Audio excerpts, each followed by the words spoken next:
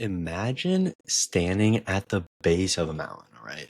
Ready to climb up to the summit, maybe our mountain goals, but you've packed your gear meticulously, right? Like you got everything ready, every strap, every little snack that you need checked.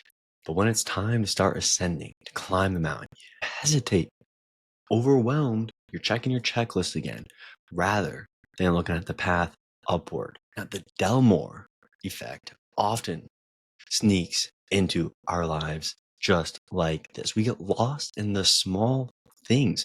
We forget at the summit, that big win is what truly matters. Now, today, we're going to be exploring how to identify that big rock, our big rocks that really push us forward while keeping those small pebbles from slowing us down.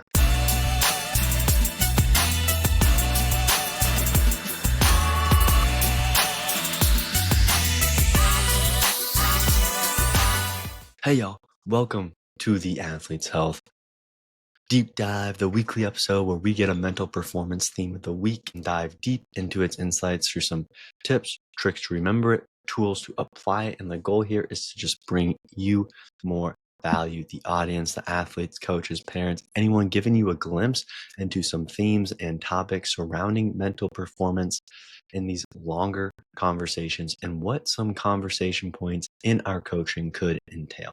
Now, ultimately, we aim to help you out, get you using these tips, adding these tools to your tool belt, your bag, up your mental performance. And at the end, maybe you are more intrigued to check out some of our coaching services.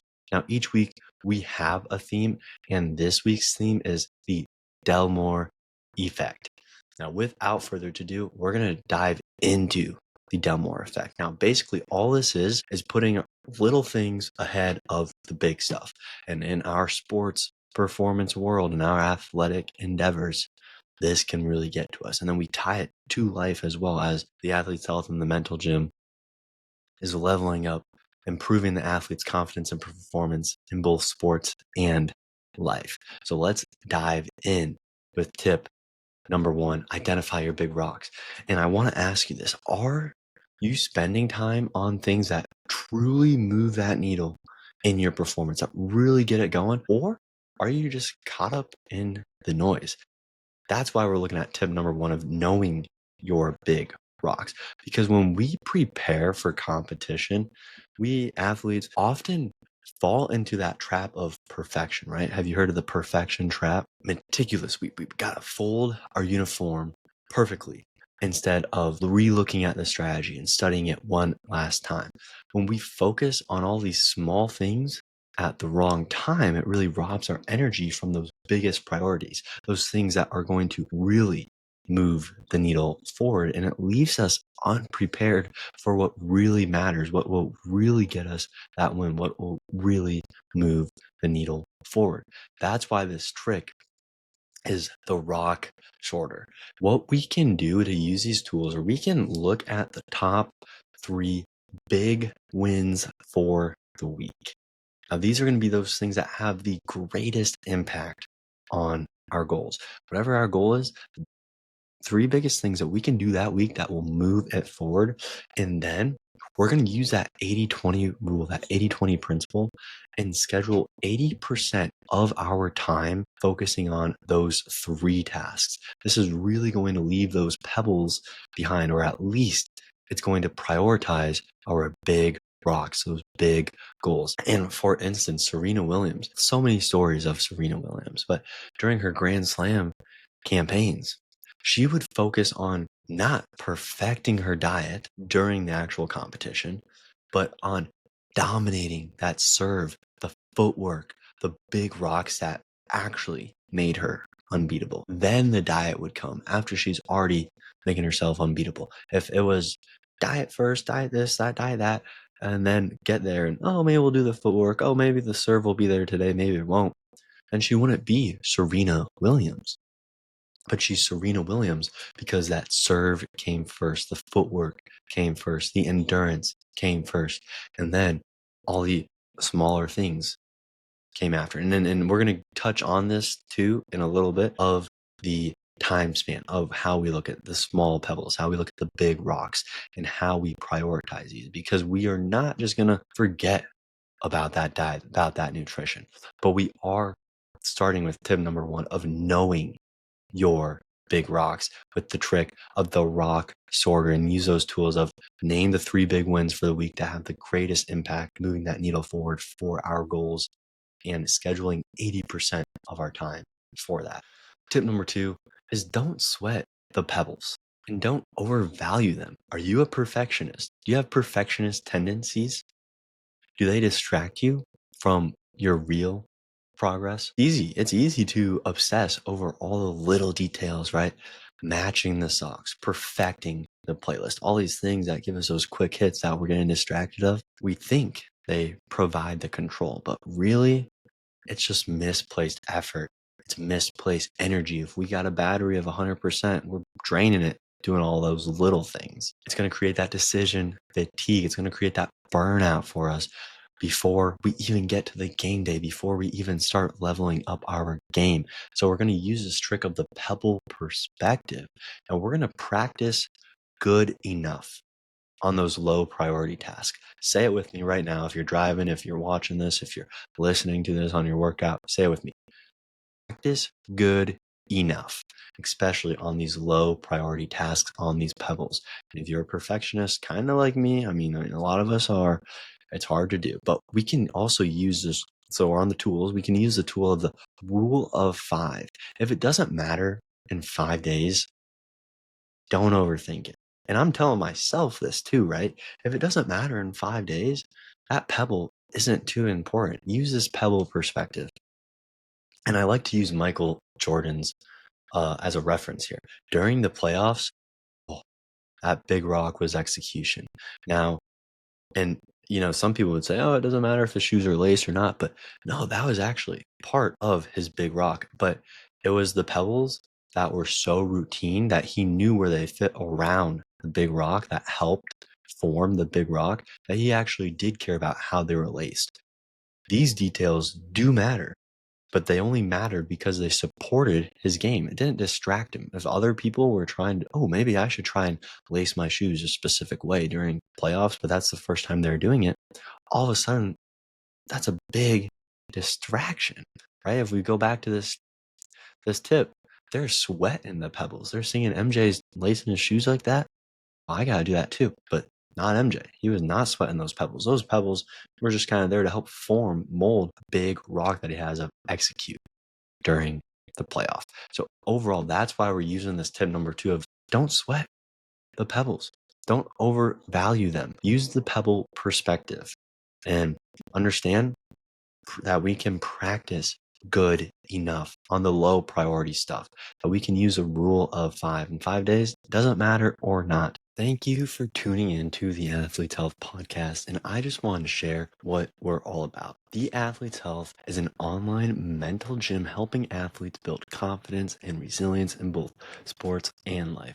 Now, we've got something for everyone, whether it's the free newsletters, tips and tricks on them, or engaging social media content where we're broadcasting these episodes and sharing these actionable insights for you to take home and use right away. Athletes, coaches, parents, even teams, we're offering everything from these free resources to personalized coaching and monthly memberships in the gym. Plus, with partners who share our vision, we're creating multiple ways to check in and grow with us wherever you are. Now, if you have questions about the Athlete's Health or just want to chat about mental performance in life and just want to talk it up, reach out anytime. Now, together, we're building TAH Titans, those resilient, hardworking, and ready to conquer their goals people, athletes. Now, let's get back to this episode. Keep striving towards greatness. Tip number 3 is align the small with the big. How can we make the little things work for us instead of against us? What do we even mean by that? Well, we got to make sure that the small things are aligned with the big purpose. Small things with big purpose. And think of it like the small tasks, do the little things, right? That people sometimes say. Hydration, warm-ups, that mental rehearsal, right? These are all those smaller things, right? The athlete's health service of the mental performance. It's a smaller thing. If we don't have the actual physical game going, then there's no real reason for it. It's the smaller things. But when they're aligned with that bigger goal, oh man, small things with a big purpose right there. Without that alignment, they just become that busy work, right? They're not the preparation, they're just the busy work if it's not aligned.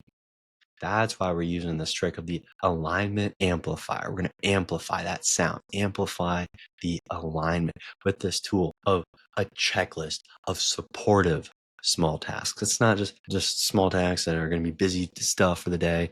It's those supportive small tasks that are serving the bigger goal that we are probably putting on that routine list that we are doing probably every day. We can also then evaluate, does this action serve or does it distract from my actual end game, from my big rock? Is it just kind of moving it around? Is it distracting me? Or is it aligned? Is it being amplified because it is aligned? If you study some athletes and we think about recovery, right? Especially if we think about social media these days and we have all these different recovery tactics, or if we have Steve Will Do It and he has every recovery trick, tool, thing under the sun, how much does it align with the overall goal of being healthy when his daily habits, drinking, partying, doing all that stuff that you could see on his old YouTubes, right?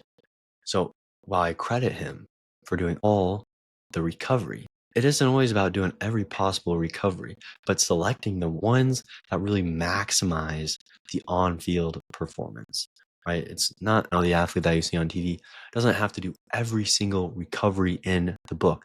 Maybe this week, the foam rolling is actually what's going to help roll out the knots. Maybe he is going to get the cupping. Maybe she is actually going to go do the sauna because she's been feeling a little congestion, and that's going to help just loosen it up. And that's the recovery they're going to do. So then they can still go do all the other stuff. Of course, those athletes have a little more time on their hands, so they might be doing a little bit more too, but they're still going to align the smaller things with that big overall goal, that big rock, and make sure those are amplified. So it ultimately helps them out. And they ultimately use this tip of the small things with a big purpose and the alignment amplifier, a checklist of the supportive small tasks, and evaluate. Does it actually serve for that end big goal? Tip number 4 is break down big wins into actionable steps. And that's how we're going to see the actual small pebbles. How do you ensure that the big goals don't overwhelm you? How do we ensure that? Well, we can divide and conquer. Big rocks feel immovable. You see a big rock there, you're not going to move it. You see a bunch of little rocks, or you break that big rock into a bunch of smaller rocks. All of a sudden, it's a lot more manageable. All of a sudden, we just broke that big rock into steps and we can climb right over it, right? Without that breakdown, it becomes a very scary, daunting task to do of moving that rock, of getting through that rock. And it's not really motivating. If we break it down into smaller rocks, well, now not only can we get through it and go around it, get over it, we actually can break it into those stepping stones that we want, that we need. That's why this trick is the step builder. We can divide each big goal, big rock into 3 to 5 actionable tasks, right? Tie things together. What were the 3 biggest things that we wanted for that mountain goal of the week?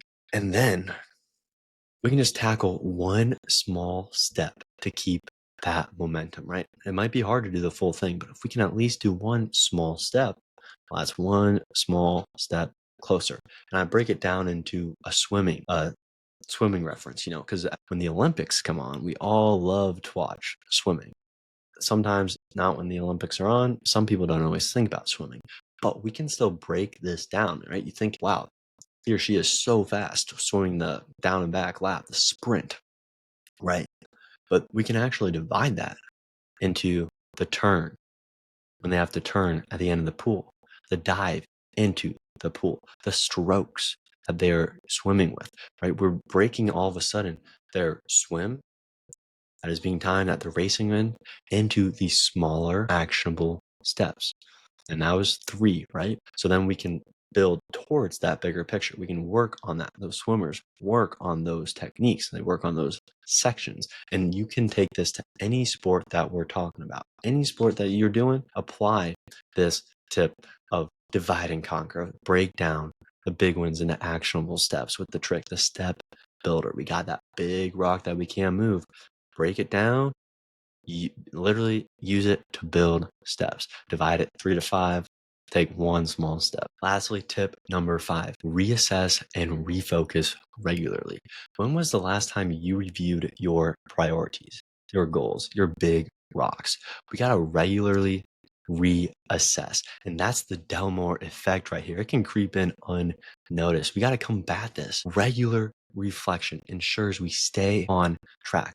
We keep those big rocks in front of us and keeping those pebbles in their place, making sure they don't take over what we are looking at. And we got this compass check, right? You think about this. You start with that big goal, but then all of a sudden the shoe comes untied. All of a sudden we need a new shoe. We need a new cleat.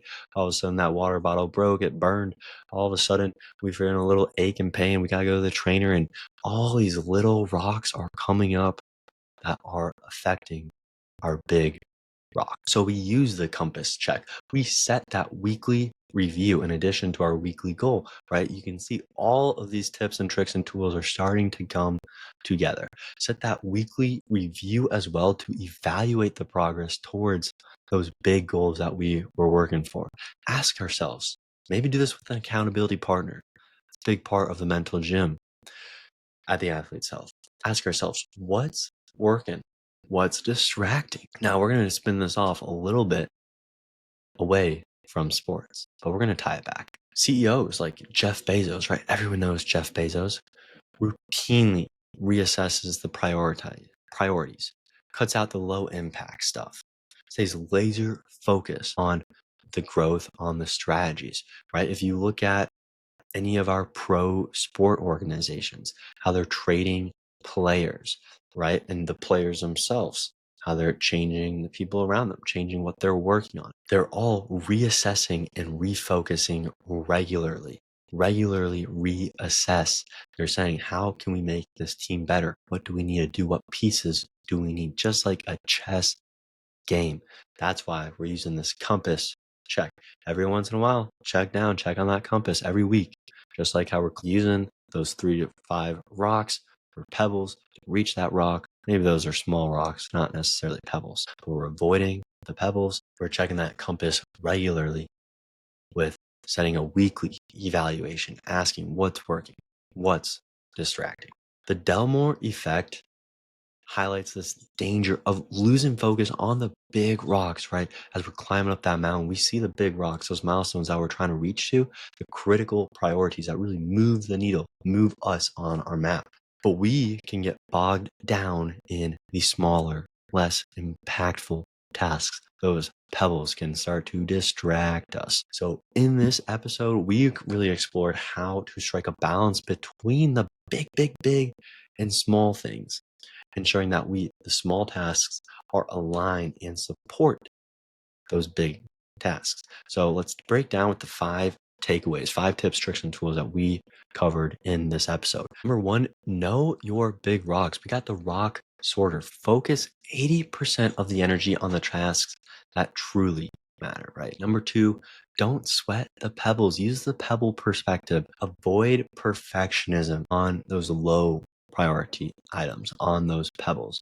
Number 3, small things with that big purpose. Use the alignment amplifier. Align the small tasks with those larger goals, right? Have those pebbles help out the big rocks. Number 4, divide and conquer with the step builder. Break those big goals, those big rocks into the actionable steps. Don't go around because that rock's so big.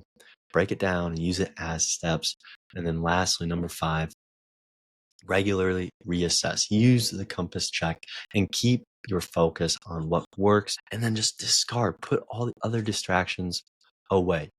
Now, this week, as your send off, take 15 minutes at some point just to identify those big rocks. Write down the 3 major goals, the 3 major tasks that are going to have the biggest impact on your performance progress. Schedule specific times for each of these.